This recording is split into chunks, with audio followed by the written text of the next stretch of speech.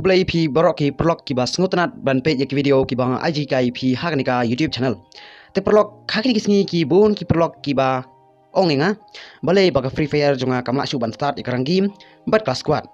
Dengan pencai pi kene kadau kadai namar ba pi hakasin ka banikong pi hak ya headshot lani kino ki sistem bak pi hak kino ki file ki ba pi hak. Te kata kala banjia ba ka game jong pi kamla su ban start ikarang game lani ka squad. Te wat slide prolog adan hang ne bat pi ban kai pi itu prolog ki bom panang kumno ban le lada ka game jong pi kamla su ban start. Henry siwa ban sedang kerpat pi ban I like bat share ya ke video bat ban subscribe kepang ya nak benta kibai video ki ba pensai hakani ka channel. Di elemen tangi ni pek kumno ban le iya kata kenang ba kanong biang ban start. Tekani kala ban trekam hapo arso konta la ne hapo sisngi. Te wat slide prolog kan pen EP menta kumno ban le iya kata step. Te ka ban ko ngai video ban le chapo Google Chrome. Hapo Google Chrome pin search Free Fire Help Center. Pihak bandun kam ban report iya kani ka problem hapo ka Free Fire Help Center. Kenang ba kila ban sol iya kani problem jong pi. Depo Free Fire Help Center pina pila search pila iya kani ka website jong ka Free Fire. Nang pin itu ba pin tok ne Free Fire Help Center. Ini pila tok ne Free Fire Help Center. Free Fire Help Center hang ne pila banyon hang ne Free Fire garna Free Fire. Di kanila mi pi hakawai pat ka homepage jong ka website Free Fire. Di kadon hang ne sign in pila banyon ne sign in. Hadin ba pila nyon sign in. Di ka pai pi ban sign in bat ka Facebook jong pi ka ba pila kai la bat ka tu ka game. Facebook jong pi pila banyon hang ne profile jong pi kerteng ka game jong pi pila banyon kumne tok.